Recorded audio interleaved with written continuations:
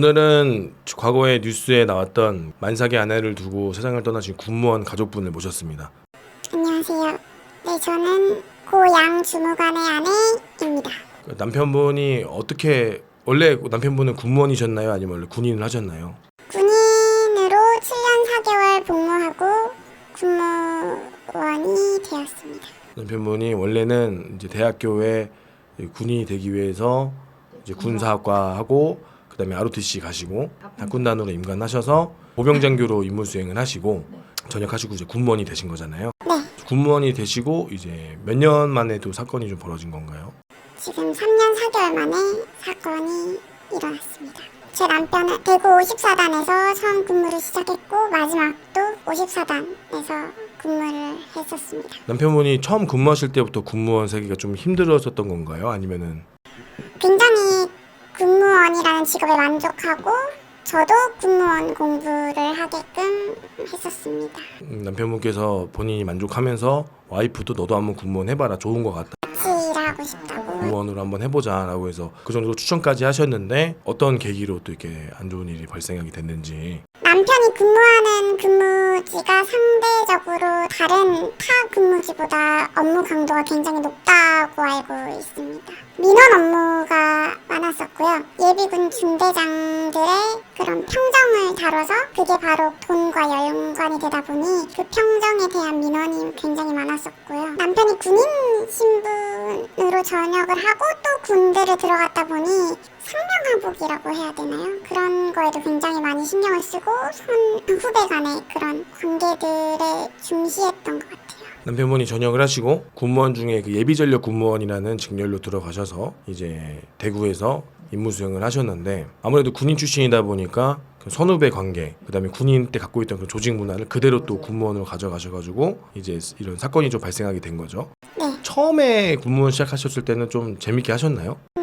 선배를 너무 좋아했어요. 굉장히 많이 따랐고 자기 속 이야기도 하고 막 그럴 만큼 많이 따랐었어요. 근데 모든 일을 할 때 뭐 휴가를 간다든지 뭐 퇴근을 한다든지 전반적으로 선배에게 뭐든지 허락을 받았어야 됐어요. 선배람은 뭐 과장님급인가요? 아니면은 뭐 같은 시급 같은 7급? 2년 선배였던 것 같아요. 그러니까 부서원인 거잖아요. 네. 부서원한테 뭐 휴가를 가거나 내가 뭐 어떤 걸 하거나 그럴 때마다 다 허락을 받았다고요. 그것도 이제 그냥 놀러 간다고 말을 못하고 제가 아파서 우울증을 치료해줘야겠다 막 이런 본인이 휴가를 사용하는데 네, 맞아요. 그런 식으로 그런 문자들이 다 남아있더라고요. 그러니까 휴가를 가면 휴가를 간다고 말하면 되는데 자기 휴가를 쓰면서도 항상 집안에 무슨 일이 있어서 집안에 힘든 일이 있어서 그렇게 말했던 것 같아요. 조금 이해가 안 되는 게 원래 군인들도 그냥 한 달에 한 번 휴가를 다 쓰잖아요. 군무원들도 그렇고 당연하게 한 달에 한 번 쓰는 건데 그때마다 눈치를 많이 봤던 것 같아요. 선배의 가정은 이제 여행을 많이 가지 않고 거의 이제 초과 근무를 하면서 부대에서 생활을 많이 하시는 분이었는데 그에 비해 자기가 많이 놀러 다닌다고 생각했던 것 같아요. 그리고 이제 자기가 일을 안 해 보이고 막 이렇게 생각을 했던 것 같아요. 그 남편분이 좀 어떠한 좀 고통을 많이 호소하셨나요? 자기는 부대 내에서 쓰레기가 됐다. 자기가 일한 모든 거에 대해서 책임을 져야 될 것 같다. 자기를 사람 취급하지 않는다라는 말을 했었어요. 그럼 그 이야기가 근무원으로 근무하신 3년 동안 내내 있었던 일인가요? 아니면은 아니에요. 그게 최근기 전 4개월 동안 4개월 동안? 그 전에는 괜찮으셨어요? 그럼 그 4개월 동안 도대체 어떤 일들이 좀 발생한 거예요? 우선 작년 11월 달에 선배가 승진을 하게 됐어요. 이제 승진을 하면서 다른 타 부대로 이제 전투를 갈 예정이었는데 대구 사단은 워낙 예하 부대가 많고 그렇기 때문에 예비 전력 관리가 2명이 있어요. 그래서 선배, 후배 이렇게 하는데 이제 본인이 제 남편이 그 일을 다 이제 물려받게 된 거죠. 그에 대한 부담감이 컸었던 것도 같아요. 그 부담감이 크다는 걸 이 선배가 알았고 자기가 전출 가기 전에 너가 육아휴직을 쓰면 그 자리에 공석을 채워서 너 먼저 다른 부대로 가게 해줄게 라는 약속을 했었어요. 그게 작년 11월 달이었었어요. 그러니까 일이 힘드니까 육아휴직을 쓰면은 남편분이 육아휴직을 쓰면 그 공석이 되니까 다른 사람 불러 채우고 넌 딴 부대로 가라, 좀 편한 데로 가라, 나는 배려해줬다고 볼 수 있겠네. 네, 맞아요. 그렇게 이제 남편에게 말을 했죠. 남편은 이제 그 뒤로 저한테 계속 육아휴직을 하고 싶다고 이야기를 했었어요. 사실 공백이 있었어요. 저희가 이제 제주도 여행을 갔다 오고 제가 코로나에 걸리고 제 아이가 걸리고 제 남편이 걸리고 이렇게 근 한 달을 쉬게 되니 이 쉬는 동안 오빠 일을 대처해줄 수 있는 사람은 없었고 그 일은 쌓여있고 다시 오빠가 돌아가서 해야 된다는 부담감과 감사가 예정되어 있었는데 그간의 2년간의 일들이 복합적으로 오빠는 두려웠던 것 같아요. 그래서 다시 돌아갔을 때는 육아휴직을 하겠다고 마음을 먹었었죠. 근데 사람들은 또 지금까지 쉬고 왔는데 왜 또 육아휴직을 하고 쉬려고 해? 라는 마음이 컸었던 것 같아요. 제가 그분들이 이해하자면 조직원들의 입장에서는 한 달 동안 코로나 때문에 출근을 못해서 업무가 마비가 되었는데 또 빨리 수습을 해야 되는데 왜 또 육아휴직을 내냐라고 볼 수도 있겠네요.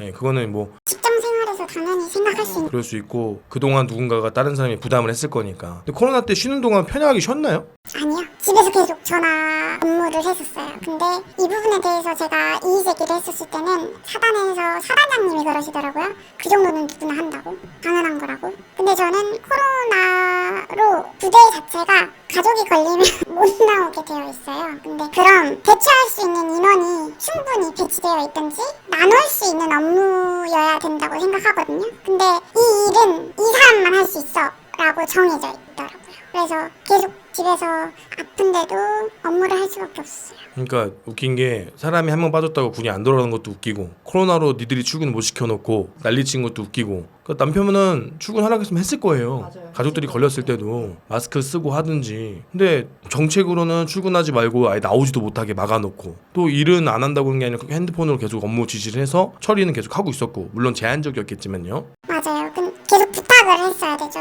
군대는 또 인트라넷을 사용하니까 계속 이제 후임이라든지 부탁을 해야 되는 입장이었어요. 이것 좀 해줘, 이것 좀 부탁할게요. 근데 한 번, 두 번 부탁하기가 쉽지 여러 번 계속하면 너무 미안해하고 안절부절 못하고 계속 그랬던 것 같아요. 근데 코로나라는 게 그리고 일부러 걸리고 싶어 걸린 것도 아니고 결국은 이것도 하나의 환자 아닙니까? 맞아요. 근데 마치 죄인이 된 것 마냥 됐어요. 너희가 제주도에 여행을 갔다 와서 이렇게 걸린 거야 라고 돼버렸더라고요. 장례식장에서. 누가 그런 말 하던가요? 참모님 와서 이야기하시는 내내 제주도 여행을 다녀와서 코로나가 걸려서 제주도 여행을 다녀와서 라는 말씀을 계속 하시더라고요. 제주도 여행을 다녀와서 코로나가 걸려서 스스로 자초했다. 스스로 그런 어려움과 우울증을 만들었다. 그 말을 하고 싶으셨던 거죠. 자기들은 절대 잘못한 게 없다.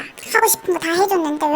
아니 그러면 코로나가 걸린 게 내 잘못도 아니고 그리고 걸릴 수도 있고 그리고 업무가 뭐 마비된 것도 이해를 하겠습니다만 그러면 누군가 대처한다거나 아니면 잠깐 미루거나 수많은 사람들이 있는 곳인데 누구 하나 빠졌다고 문제가 되는 것 자체도 웃긴 거고 그리고 빠졌다고 해서 그 사람을 막 괴롭히고 막 죽일 듯이 막 그렇게 사람 취급을 하지 않고 남편이 마지막에 육아휴직을 선택했을 때는 그런 말을 했어요. 자기가 부대대에 있는 게 자기가 동원처에 있는 게 너무 민폐고 모든 사람에게 자기는 있으면 안 될 존재 같다고 저한테 그렇게 말했어요. 저한테 이제 출근하자마자 했던 이야기가 일이 하나도 끝나기 전에 메시지가 계속 온대요. 그럼으로써 계속 이게 쌓여가는데 자기는 자신이 없었나 봐요. 제발 살려달라고 하더라고요. 저한테. 육아휴직을 그때 결정을 했어요. 남편은 선배가 했던 말을 가장 먼저 기억했던 것 같아요. 육아휴직도 처음에는 이제 제가 아프다고 제가 힘들다고 육아휴직을 처음 신청을 했고 그 부분도 참모님에게 먼저 보고하기 전에 선배랑 통화를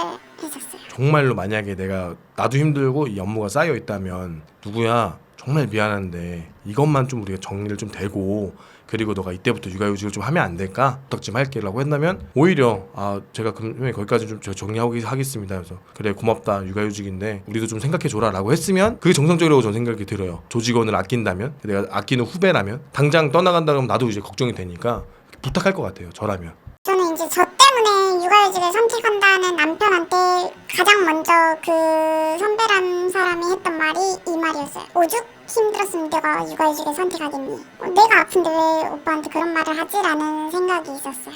그래 선배가 참 그래도 괜찮은 사람이구나 생각해서 오빠가 힘든 부분을 아는구나. 이 사람은 오빠가 힘들어서 육아휴직을 선택한 걸 알았구나 라고 생각을 했었어요.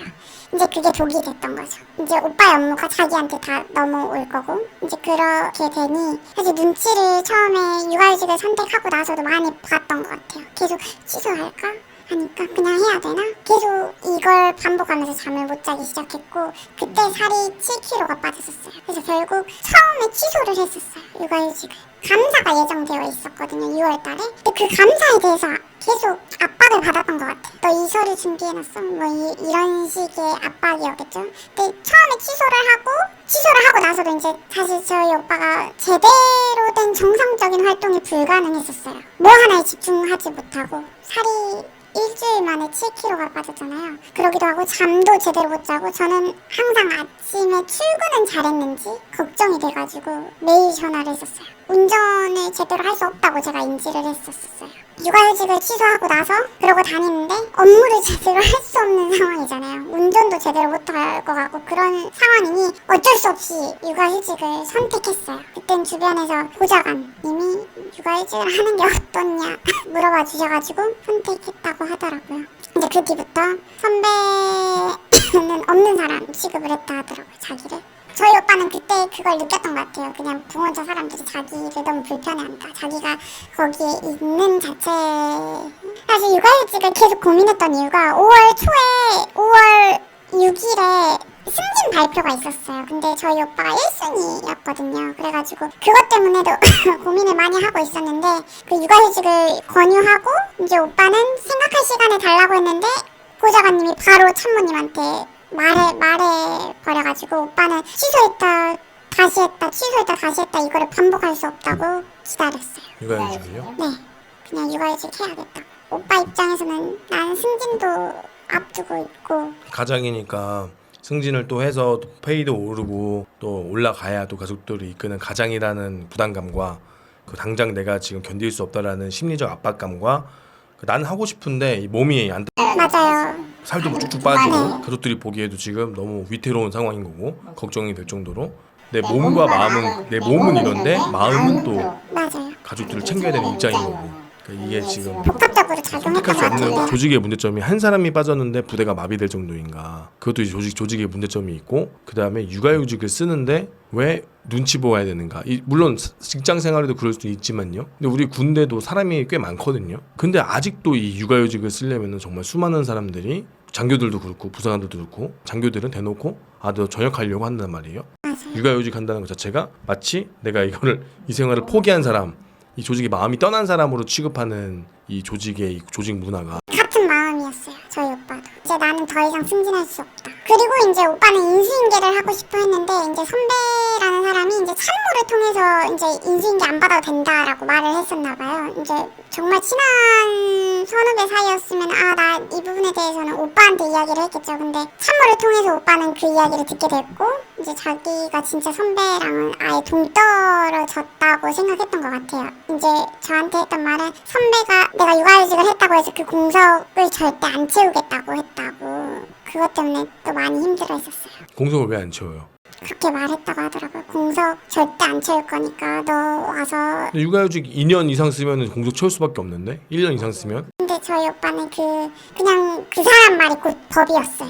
약간 가스라이팅처럼. 가스라이팅, 약간 그루밍 그런 것처럼 그러니까 좀 지배를 당해왔다라고 그렇게 추정하시는 거네요? 그러지 않고서야 이렇게 그 사람이 했던 말 행동이 곧 법이라고 생각하면서 행동을 했어서 오빠가 뭐 이걸 안 해서 이건 1월 달에 마무리했어야 됐는데 뭐 안 돼서 막 이런 식으로 메시지를 보낸 거죠. 이러면서 이제 오빠는 자기가 했던 업무에 대해서 다 비하당했다고 생각했어요. 그리고 나는 이제 더 이상 이 조직에서 일할 수 없다, 살아갈 수 없다라고 생각했던 것 같아요. 그 메시지를 보고 나서는 매일 쓰레기가 됐다는 말밖에 안 했었어요.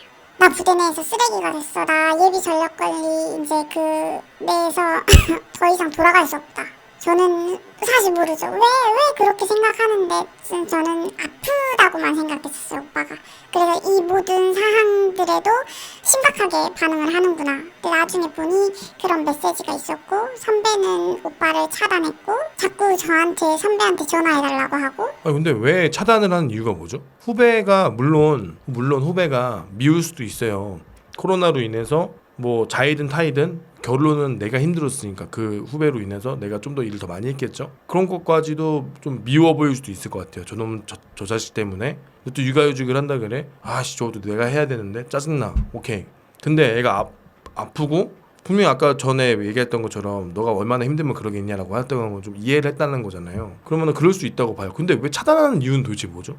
장례식장에서 하는 말은 너무 화가 나서 차단했다고 그러더라고요. 저도 그게 너무 궁금했는데 수사에서는 뭐 자기가 나쁜 말을 할 것 같아서 차단을 했다고 그러더라고요. 남편분께서 이제 선배한테 막 구구절절하게 제가 몸이 아프고 이제 뭐 우울증이 있다는 얘기 했었죠. 네, 공황장애 우울증. 왜냐면 살이 쪽쪽 빠진 가족들이 걱정할 만큼 그런 일이 있다라고 얘기를 하고, 그리고 그런 장문의 메시지를 보냈어요, 선배한테. 그 말은 즉슨 내가 미안한 걸 알고 내가 이 조직에 불편함을 끼친 것도 본인도 알고 그래서 정말 죄송하다라는 마음으로 보냈는데 그거를 이제 답변도 안 해주고 1절 차단이 돼서 못 봤다라고 이야기했어요. 차단한 것도 때 웃긴 거고.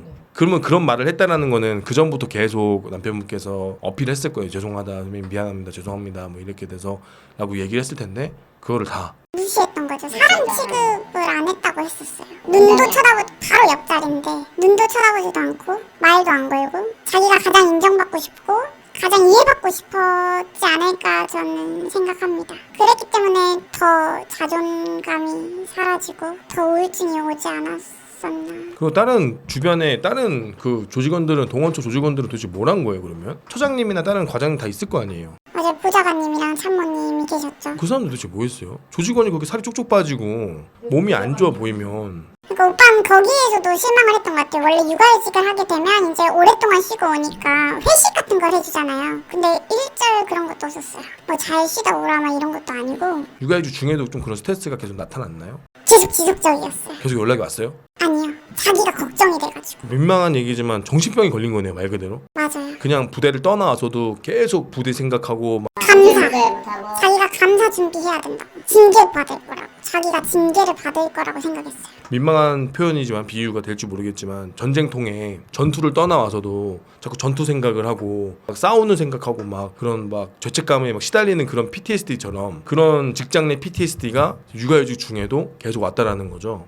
그러면서 자꾸 안절부절 못하고 불안하고. 좀 어땠어요? 가정생활은 좀 됐나요? 아니요. 한시도 가만히 앉아있을 수도 없었어요. TV도 못 보고 바들바들 떨고 밥도 제대로 못 먹고 오로지 술만 마시려고 하고. 원래 술 좋아하셨어요, 남편분이? 잘 못해요.